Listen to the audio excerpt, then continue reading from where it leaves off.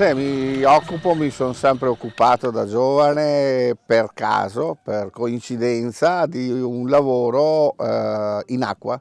Mi occupo di lavori subacquei di qualsiasi tipo, di qualsiasi modo, di qualsiasi profondità.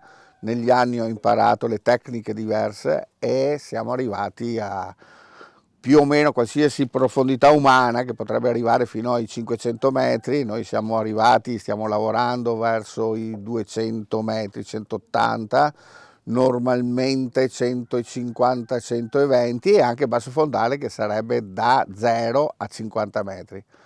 Da 0 a 50 metri perché? Perché le tecniche cambiano in conformità alla profondità. Tiriamo fuori l'acqua dal pozzetto, togliamo il casco al diver, gli diamo 4 schiaffi al diver per svegliarlo e tutto a posto. Ho iniziato agli inizi, agli arbori, perché quello che mi insegnavano, che pensavano fossero dei maestri, studiando un pochino abbiamo capito che forse capivano meno di noi, no? Nel senso di fisiologia subacquea e anche di movimento. Abbiamo iniziato con le bombole, solamente con le bombole. Per parlare con la superficie adoperavamo una cima, una corda, qui si dice corda ma è una cima, in marineria non esiste la corda.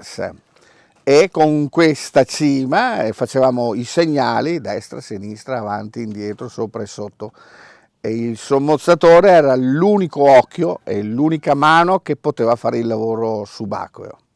Ora come ora abbiamo una tecnologia completamente diversa, abbiamo dei caschi con qualsiasi tipo di telecamera, tipo di comunicazione, e il sommozzatore è una parte di tutto il lavoro, perché il lavoro viene portato avanti dagli ingegneri di superficie, dai capi squadra. Il sommozzatore è quello che mette le mani e tutti quanti vedono quello che sta facendo, se c'è l'acqua pulita. Su certi posti c'hai una visibilità enorme e su altri posti è zero. E allora ritorni il vecchio sommozzatore. Se non hai quell'esperienza potresti essere anche pericoloso per te stesso.